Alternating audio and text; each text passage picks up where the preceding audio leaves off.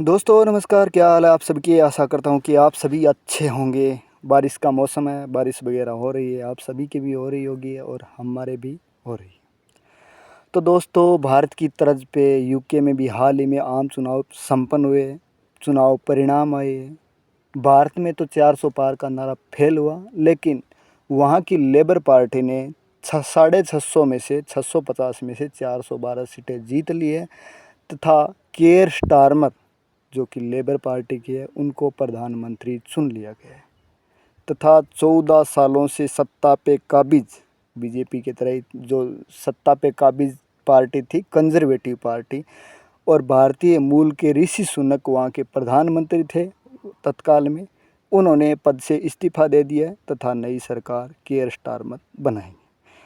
दोस्तों, exit poll के नतीजे आते ही केयर स्टारमर ने अपने पद से इस्तीफा दे दिया था, क्योंकि वहाँ भारत की मीडिया नहीं थी दोस्तों, वहाँ मीडिया था। और मीडिया एग्जिट पोल वहाँ का सही एग्जिट पोल का नतीजा था उनका, और उसी के आधार पे सुनक जी ने सोचा कि अब पल्ले पड़ने वाला नहीं है मामला।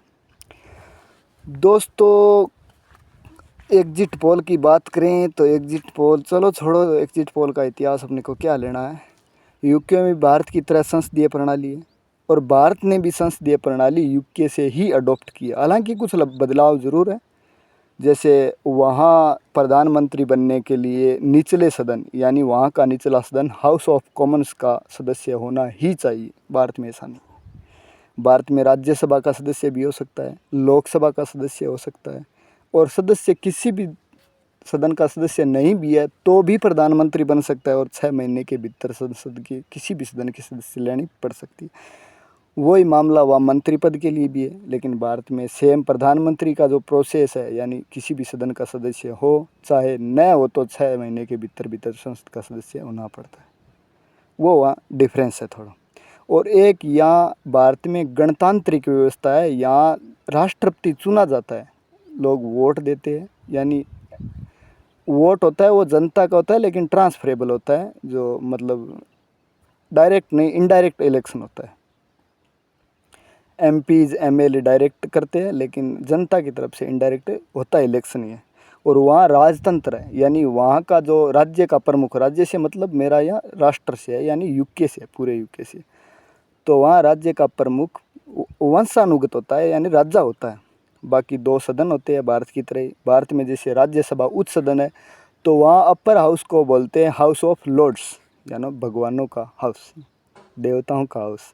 और निम्न सदन, यानी भारत में जिस तरह लोकसभा है, वहाँ निम्न सदन, लोअर सदन जिसे कह सकते हैं, वो है हाउस ऑफ कॉमन्स। वहाँ हाउस ऑफ कॉमन्स में 650 सीटें और बहुमत के लिए 326 सीटें चाहिए।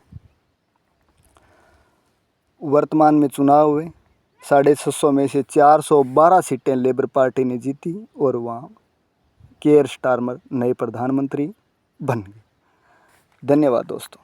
जानकारी अच्छी लगी तो लाइक, शेयर और सब्सक्राइब करें चैनल को, और ये दोस्तों के साथ भी शेयर करें, क्योंकि यह मामला ऋषि सुनक और आईआर से भी जुड़ा हुआ है, तो महत्वपूर्ण है दोस्तों। बाकी आप जानो, जानकारी देना मेरा काम था।